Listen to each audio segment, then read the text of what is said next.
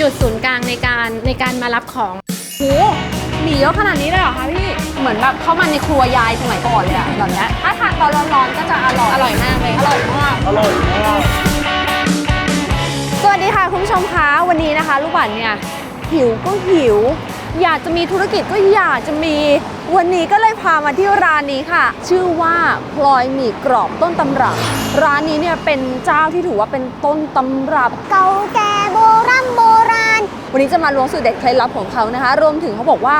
เปิดด้วยขายแฟรนไชส์ด้วยเผื่อว่าวันนี้เพื่อจะมีธุรกิจเป็นของตัวเองมองหามานานแล้วสุดท้ายก็ต้องมาจบที่อะไรที่แบบไทยต้นตำรับก็จะมาดูกันว่าที่นี่เนี่ยทีเด็ดเขาเป็นอย่างไรรวมถึงขั้นตอนเนี่ยหมี่กรอบนี่ไม่ให้คุณล้วงออกมาจากซองบะหมี่แล้วมันจะกรอบเลยนะมันต้องมีขั้นตอนกรรมวิธีไงคะคุณค่ะ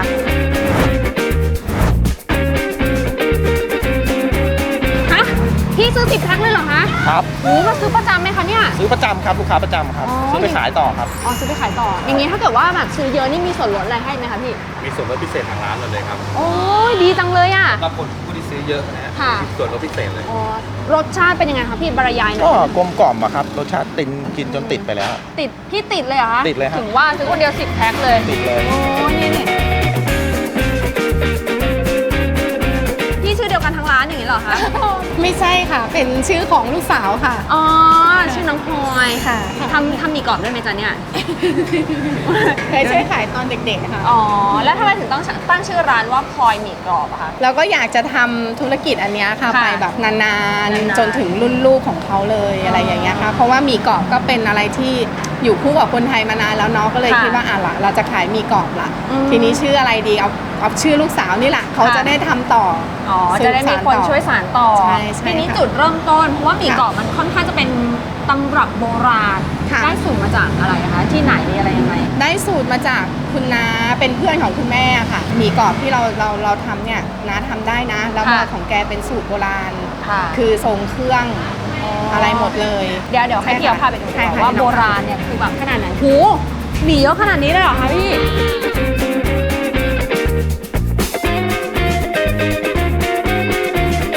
นี่คือลูกค้าที่มาซื้อกันค่อนข้างบ่อยไม่บ่อยคุณดูปริมาณของที่ซื้อไปปกติซื้อเยอะกว่านี้อะคะวันนี้คือแบบเบาๆรสชาติเขาเป็นยังไงก็อร่อยนะค่ะไม่อร่อยก็ไม่มาซื้อหรอกคุณผู้ชมค่ะนี่เป็นหนึ่งในแฟรนไชส์นะคะพี่ดูแลตรงไหนคะดูแลสาขาตลาดรามอินทรากิโล 2กับตลาดยิ่งเจริญค่ะสองที่คิดว่าจุดแข็งที่ทำให้แฟรนไชส์ของหมี่กรอบพลอยหมี่กรอบต้นตำรับที่แบบมีลูกค้าเยอะขนาดนี้จุดแข็งคืออะไรรสชาติแล้วก็ความเป็นต้นตำรับมันเหมือนกับหากินได้ยากนะคะรสชาติแบบนี้หากินได้ยากมันเหมือนกับซื้อของดีไปให้คนที่เรารู้สึกดีด้วยคืออย่างน้อยเนี่ยลูกค้าที่เขาได้รับเขากินเขาก็จะรู้สึกว่าเอาหมี่กรอบเจ้านี้มาแล้วมันอร่อยอะไรประมาณอย่างเงี้ยเหมือนกับทำให้เรามั่นใจมากขึ้นว่าเราเนี่ยสามารถเติบโตแล้วก็ต่อยอดไปได้เพราะว่าเราขายมา3 ปีแล้วเรามีแต่เติบโตมันก็เลยโอเค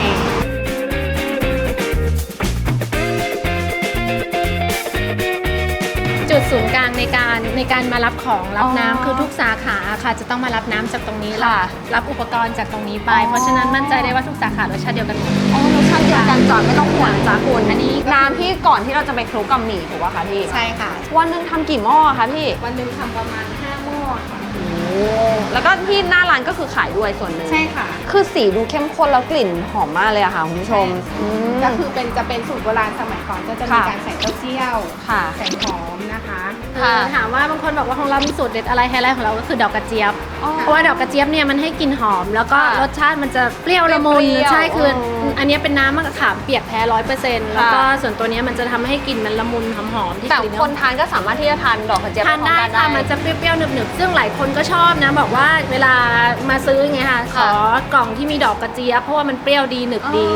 มันเหมือนกับเคี้ยวๆหนึบๆอร่อยดีทีนี้ขั้นตอนต้องทำยังไงต่อคะพี่ก็จะใส่เต้าเจี้ยวค่ะเคาะลงไปได้เลยเหรอคะพี่นี่คือกระเจี๊ยบคุณผู้ชมดอกกระเจี๊ยบเนี่ยค่ะสีมันจะออกมาเป็นชมพูแบบนี้ค่ะมันสีมันก็จะได้ดูนวลๆเวลาผัดออกมาเสร็จแล้วมันสวยก็ คือไม่ต้องใส่สีเลยจ้ะเป็นสีจากกระเจี๊ยบเลยจ้ะคุณ เจี๊ยบน้ำมะขามเปียก แล้วก็สุดท้ายก็จะใส่หอมเจียวค่ะ หอมเจียวด้วยใช่ไหมคะมาเลยหม้อหนึ่งนี่ใช้หมี่กี่กิโลคะเวลามาคลุกอะค่ะพี่ หม้อหนึ่งจะทำออกมาได้ประมาณเนี้ยค่ะ4 ถังใช่ค่ะ อันนี้แหละค่ะมีนี่แหละ เดี๋ยวมันก็จะไปตวงตามสัดส่วน แล้วก็ร้านที่มารับไปอะค่ะสาขาที่มารับไปอะค่ะคือเอาไปผัดเคี่ยวจนเหนียวแล้วก็เอาหมี่ตามสัดส่วนเนี่ยปรุงแล้วก็แพ็คหน้าร้านกันสดๆ ทำสดๆด้วย ทำสดๆเวลาไปหน้าร้านเนี่ยไม่ได้รับเป็นกล่องไปนะคะเราก็รับเป็นน้ำแล้วก็ผัดเคี่ยวให้เหนียวแล้วก็คลุกเคล้าเนี่ยค่ะกลิ่นมันก็จะหอมแล้วก็นี่แหละมันก็เป็นจุดขายของเราว่ามันผัดสดผัดใหม่ผัดตลอดเวลาใหม่ทุกออเดอร์ใหม่ตลอดแล้วที่สำคัญคือมันเหมือนกับด้วยเป็นเอกลักษณ์ของหมี่ของเราอะค่ะ เวลาเคี้ยวอะค่ะมันไม่แข็งบางหมี่กรอบแบบบางคนเขาจะบอกว่ามันแข็งที่เหมือกที่ปากอย่างนี้ใช่ไหมนี่มันไม่แข็งพอเวลาเคี้ยวแล้วมันแบบมันเหมือนละลายในปากไปเลยเดี๋ยวต้องลองไปชิมเดี๋ยวผัดเสร็จเราต้องชิมเพราะมันจะละลายในปากไปเลย อันนี้จากหม้อซอสแล้วใช่ไหมคะแล้วเดี๋ยวถ้าได้ที่ปุ๊บเราจะไปอีกหม้อหนึ่งคุณผู้ชมตรงนั้นจะมีเริ่มผัดได้แล้วได้กลิ่นแล้วสูตรแล้ว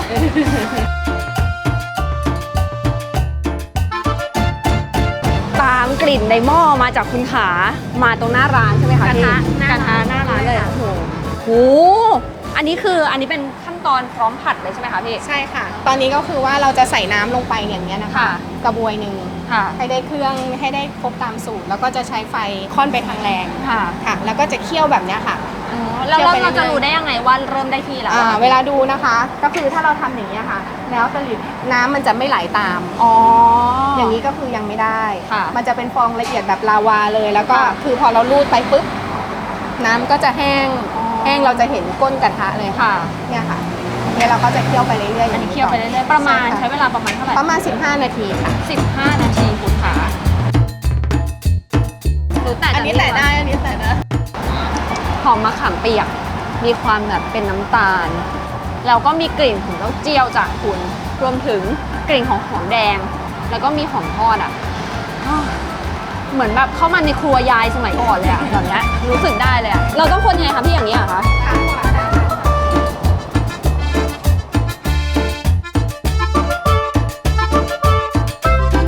เอาเหรอต้องน้อยไปเหรอคะพี่เอาแรงกว่านี้เหรอคะ เอายังไงอะคะตรงนี้เหรอคะอุ้ยร้อนมากอะหน้ากระทะต้องลองผิดลองถูกทำนานไหมคะพี่กว่าจะได้สูตรที่ลงตัว แถวบ้านอิ่มกันเป็นปีเลยค่ะ โอ้โหโห แล้วเสร็จแล้วเราก็สังเกตตรงกลางนะคะ ค่ะ ตรงกลางก็ควันเขาจะพ่นควันออกมาตรงกลาง แล้วก็พอเวลาเราลูดไปก็เนี่ยเริ่มเห็นก้นกระทะแล้ อ๋ ว อแบบนี้ ค่ะ หนูเริ่มได้กลิ่นหอมๆขึ้นเรื่อยๆแล้วอะ ใช่ค่ะ อันนี้คือเริ่มนวดแล้วใช่ไหมคะเริ่มมาหนูช่วยใส่หมี่ดีกว่าหนูน่าจะทำหน้าที่นี้ได้ดี3 กระทะเรียบร้อยโอ้แล้วพี่เขาต้องเร็วมากด้วยนะใช่ไหมคะ ค่ะเพราะว่าน้ำตาลที่มันกรอบเพราะว่าน้ำตาลเขาจะแข็งเนี่ยค่ะเวลาคลุกจริงๆก็ใช้เวลาประมาณแค่1 นาที 2 นาที ค่ะ ก็เสร็จขั้นตอนการผลิตละ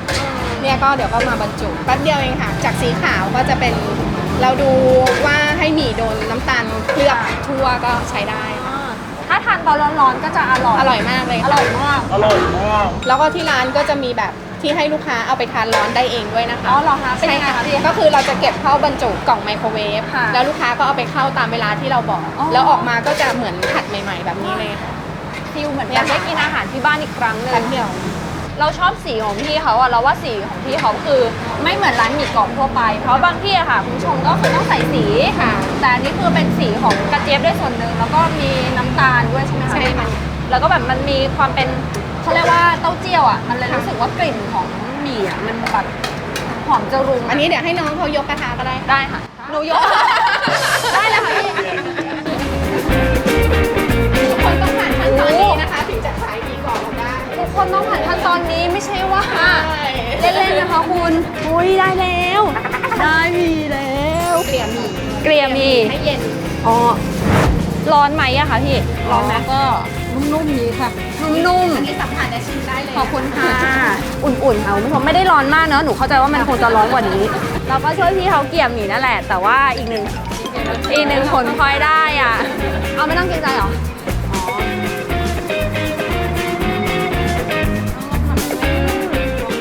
แล้วหนู อุ่นๆนะคุณผู้ชมแต่ว่ารสชาติของหมี่เขาว่าค่ะมันเปรี้ยวอมหวานรสชาตินี้ไม่ได้ทานมานานมาก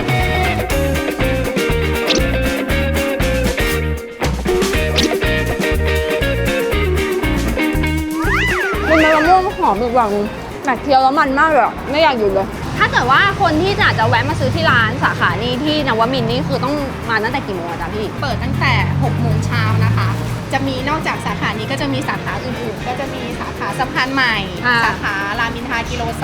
ค่ะ 2 4 มุมเมือง อืม แล้วก็ตลาดนาคลองจันทร์สมุทรปราการ อืม คือในกรุงเทพจะมีเยอะค่ะ ค่ะ ถ้าต่างจังหวัดก็จะมีสาขาระยอง อืม แล้วก็มีสาขา101 พัทลุง มีหลายสาขา ใช่ ใคร ค่ะ อยู่ใกล้ที่ไหนก็ไปเลือกซื้อได้นะคะ เพราะว่าเขาขายกันสดๆ ทีนี้เนี่ยมีอันไหนที่แบบแนะนำไหมคะพี่ว่าแบบควรซื้อกลับไปถ้า ถ้าเกิด เขามีหลายร ว่า สชาติด้วยนะ ใช่ค่ะ ถ้าเกิดว่าเป็นดั้งเดิมที่เราเริ่มขายมาตั้งแต่แรกเลยนะคะ ค่ะ ก็จะเป็นแบบกล่องกลมแบบนี้นะคะ ก็จะขายดีมาก ค่ะ ใช่ค่ะ แค่เป็นของที่มีคุณภาพและรสชาติดีก็จบแล้วจ้ะ คือเรามีส่งแบบโมเดิร์นเทรดด้วย ค่ะ เป็นในห้างด้วยก็จะเป็นอย่างเก็บไว้ได้นานแบบนี้ ตัวนี้ก็จะเก็บได้ 4 เดือน ค่ะ ที่บอกว่าสามารถนำเข้าไมโคร ไมโคร เว เว ฟ ฟได้ ค่ะนำเข้าไมโครเวฟแล้วก็ออกมาก็จะเหมือนผัดใหม่ ๆ แบบนี้เลย เหมือนกินจากเตาเลยจากคุณขาวันนี้เราก็ได้มาเห็นแล้วนะคะ ขั้นตอนวิธีการทำหมี่กรอบกว่าจะได้หมี่กรอบสูตรโบราณเนี่ยเขามีหลายขั้นตอน แล้วก็ต้องดูวิธีการผัดต้องดูน้ำดูอะไรว่าได้ที่หรือยังพอลงไปผัดทีนึงเนี่ยนี่แหละต้องใช้มืออาชีพนะคะถึงจะรู้ว่ารสชาติเด็ดๆมันเป็นยังไงค่ะวันนี้ขอบคุณพี่มากๆเลยนะคะ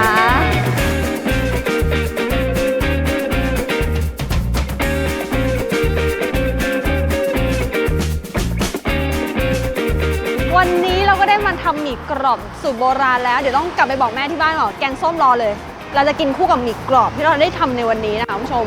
ใครสนใจติดต่อพี่เขากันได้นะคะสาขานวมินทร์นะคะอย่าลืมติดต่อมาได้เผื่อคุณจะมีธุรกิจที่น่าสนใจ แล้วก็มีรายได้เสริมได้ด้วยนะคะ และอย่าลืมค่ะสำหรับใครที่มีเรื่องราวแปลกๆเด็ดๆโดนๆนะคะ ส่งกันเข้ามาเยอะๆค่ะทางเพจ Facebook True for You News ลูกหวานและรายการลุยต้องหาร้อนจะไปดูทุกที่ที่คุณบอกมาค่ะส่วนนี้หมี่ก็หนักมากขออนุญาตหอบแค่ส่วนหนึ่ง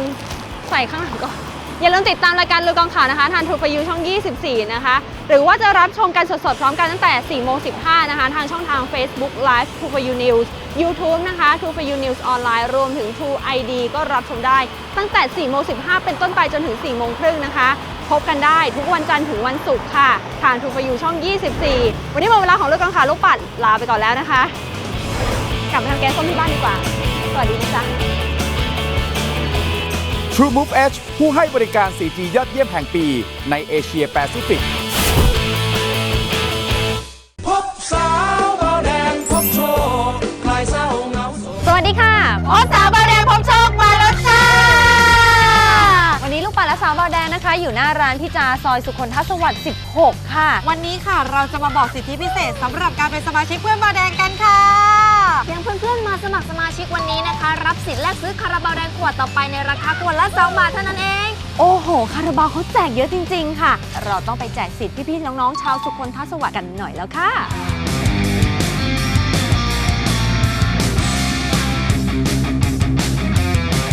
สวัสดีค่ะ พี่ชื่ออะไรคะ ชื่อแดงครับ ชื่อแดงในมือก็ถือคาราบาวแดงด้วย สมัครเป็นสมาชิกเพื่อนบาวแดงหรือยังคะ ยังครับ ให้สาวบาวแดงสอนค่ะ กดเข้าไปที่ไลน์เลยนะคะ เดี๋ยวพี่แดงสแกน QR Code ข้างขวดคาราบาวแดงค่ะ กดเพิ่มเพื่อนเลยค่ะ กดส่งเลข10 หลักใต้ฝาคาราบาวแดง กดยืนยันเลยค่ะ อุ้ยพี่แดงได้สิทธิ์แลกซื้อคาราบาวแดง 2 บาทด้วยค่ะแลกเลยไหมคะพี่แด ได้ ง เลยครับได้เลยครับ พาพี่แดงสมาชิกเพื่อนบาวแดงมาใช้สิทธิ์แลกซื้อคาราบาวแดง 2 บาทค่ะ